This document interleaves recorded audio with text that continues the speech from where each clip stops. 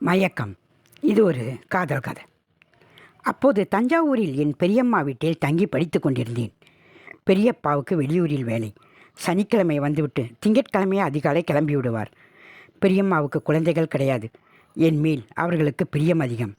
நானே அவனை காலேஜில் படிக்க வைக்கிறேன் என்று என் அப்பா அம்மாவிடம் சொல்லி சம்மதிக்க வைத்து என்னை தன்னுடன் அழைத்து கொண்டு வந்து விட்டார்கள்.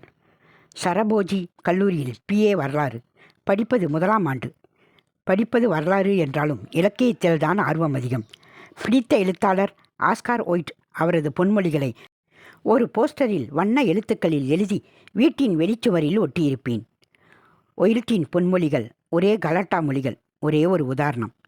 திருமணமானவனின் சந்தோஷம் அவள் திருமணம் செய்து கொள்ளாதவர்களை பொறுத்து அமைகிறது. ஒயிட்டின் எழுத்துக்களில் இருந்த ஆர்வம் எனக்கு வரலாற்றில் இல்லை. அப்போது போய் வகுப்பில் தலையை காண்பித்து விட்டு வருவதோடு சரி. அட்டெண்டன்ஸ் விஷயத்தில் பேராசிரியர்கள் அவ்வளவு கெடுபிடி செய்வதில்லை. வகுப்புக்கு வந்து தூங்கி விழுந்து மற்ற மாணவர்களை கெடுப்பதை விட வெளியிலேயே இருந்து தொலையட்டும் என்று அவர்கள் நினைத்திருக்கலாம். பொதுவாகவே நான் கூச்ச சுபாவம் உள்ளவன் என்பதால் எனக்கு நண்பர்கள் யாரும் கிடையாது. கல்லூரி நூலகத்தில் வந்து உட்கார்ந்திருந்து விட்டு வீடு திரும்பும்போது தான் தினப்படி வேலை. பரீட்சை சமயத்தில் மட்டும் மும்முரமாக ஒரு வாரம் புத்தகங்களை புரட்டினால் போதும். வரலாற்றில் நாம் எழுதுகிற விடைத்தாள்களின் எடையை வைத்துத்தான் மதிப்பெண் போடுகிற வழக்கம் என்று மாணவர்கள் கிண்டல் செய்வதுண்டு. எத்தனை பக்கத்திற்கு ரீல் விடுகிறோமோ அத்தனை மதிப்பெண். அப்புறம் என்ன, ஒயில்டி நூலகத்தின் ஆழ்ந்துவிட வேறென்ன தடை? ஆனால் நூலகத்தையும் ஒயில்டியும் விட அப்போது என்னை பைத்தியமாக்கி கொண்டிருந்த ஒரு விஷயமும் இருந்தது. ஒருவேளை அதிலிருந்து தப்பிக்கத்தான் ஒயில்டின் எழுத்துக்களில் தஞ்சமடைந்தேனோ என்னவோ. ஆனால் எதிலிருந்து தப்பிக்க நினைத்தேனோ அதிலேயே இன்னும் தீவிரமான ஆர்வத்தை தூண்டுவதாக இருந்தது ஒயில்டின் எழுத்து. அப்போது மனசு பூராவையும் ஆக்கிரமித்து கொண்டிருந்த விஷயம் பெண். எல்லோருக்குமே அந்த விஷயத்தில் அப்படித்தான் இருக்குமோ? இருக்கலாம். ஆனால் என் விஷயம் சற்றே வித்தியாசமானது. மற்றவர்களுக்கு சிநேகிதர்கள், அரட்டை, விளையாட்டு, படிப்பு என பலவிதமான வழிகள் இருக்கும். நேரத்தை போக்கவும் தனிமையை விரட்டவும். எனக்கு அப்படி எதுவும் இல்லை. தனிமை தனிமை தனிமை. நூலகம், யாரையாவது காதலிக்காவிட்டால் வாழ்க்கையில் அர்த்தமே இல்லை என்று உபதேசிக்கும் ஒயில்டின் எழுத்துக்கள். பெண்களிடம் போய் பேசுவதற்கு பயம், கூச்சம்.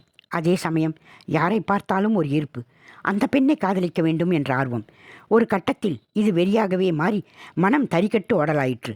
பெரியம்மா வீடு அப்போது வெங்கடேச பெருமாள் கோவில் தெருவில் இருந்தது. பெருமாள் கோவில் பக்கத்தில் அனுமார் கோவில். மணப்பேயை விரட்ட கோவிலை தேர்ந்தெடுத்தேன். ஆனால் அதற்கும் பலன் இல்லாமல் போனது.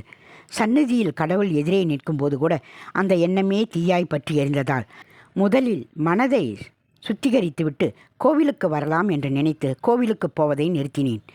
அப்போதுதான் காயத்ரியுடன் அந்த எதிர்பாராத சிநேகம் ஏற்பட்டது. அந்த வருட இறுதியில் தஞ்சாவூரில் உள்ள அனைத்து கல்லூரிகளுக்குமான பேச்சுப் போட்டி ஒன்றுக்கு அழைப்பு வந்திருந்தது. வித்தியாசமாக இருக்கட்டுமே என்று ஆங்கில பேச்சுப் போட்டியில் பெயர் கொடுத்தேன். கொடுத்த பிறகுதான் அசட்டுத்தனம் செய்துவிட்டோமோ என்று தோன்றியது. அதுவரை நடந்த எல்லா பேச்சுப் போட்டிகளிலும் நான் தான் முதல் பரிசு பெறுவது என்பது வழக்கமாக இருந்தது. ஆனால் அவையெல்லாம் தமிழ் பேச்சு போட்டி. எப்படி ஆங்கிலத்தில் பேசுவது என்று குழம்பினேன். அதோடு காயத்ரி என்ற பெண்தான் இதுவரை ஆங்கில போட்டிகளில் எப்போதும் முதல் பரிசு என்றும் கேள்விப்பட்டேன்.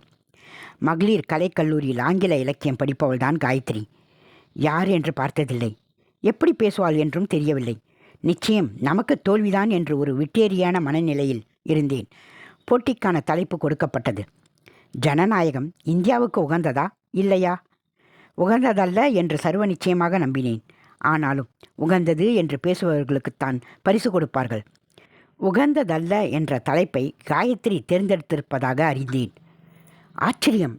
இவ்வளவு நாள் இப்போட்டிகளில் கலந்து கொண்டவளுக்கு வெற்றி பெறும் சூட்சமும் தெரியவில்லை. அப்போதுதான் எனக்குள் ஒரு சிறு நம்பிக்கை துளிர்த்தது. ஆனாலும் ஆங்கிலம் தெரியாமல் என்ன செய்வது? முதலில் கருத்துக்களை தமிழில் எழுதி கொண்டு ஆங்கிலம் நன்கறிந்த நண்பன் ஒருவனிடம் கொடுத்து மொழிபெயர்த்து கொண்டேன். பிறகு அதை நன்றாக மனப்பாடமும் செய்து கொண்டேன். போட்டியின் போது எனக்கு ஒரு ஆச்சரியம் காத்திருந்தது. காயத்ரி யார் என்று தெரிந்தபோதுதான் அந்த ஆச்சரியம் நிகழ்ந்தது. எங்கள் தெருவில் நான் அடிக்கடி பார்த்து பெருமூச்சு விட்டு கொண்டிருந்த ஒரு அழகு தேவதை தான் காயத்ரி. பல தினங்கள் அவள் வீட்டை விட்டு கிளம்பும் நேரத்தில் அவளை காண்பதற்காகவே தவம் கடந்திருக்கிறேன். ஆனால் அவள் என்னை ஒருபோதும் சட்டை செய்ததாகவே தெரியவில்லை. அவள்தான் காயத்ரி. வெண்ணிலாவின் குளுமை, சுழித்து ஓடும் புத்தாற்று வெள்ளத்தை ஞாபகப்படுத்தும் திரட்சி, உன்மத்தம் பிடிக்கச் செய்யும் பார்வை, மோகவெறி ஊட்டும் நனைந்த உதடுகள், இது எதுவுமே தனக்கு தெரியாது என்பது போன்ற வெகுளிச்சிரிப்பு. இதுதான் காயத்ரி. ஆச்சரியத்தை கொஞ்சம் ஒத்தி போட்டேன். இப்போது போட்டி எப்படியும் வென்றாக வேண்டும். இத்தனை நாள் பார்த்து ஏங்கிய அவள் முன் தோற்றுவிடக்கூடாது.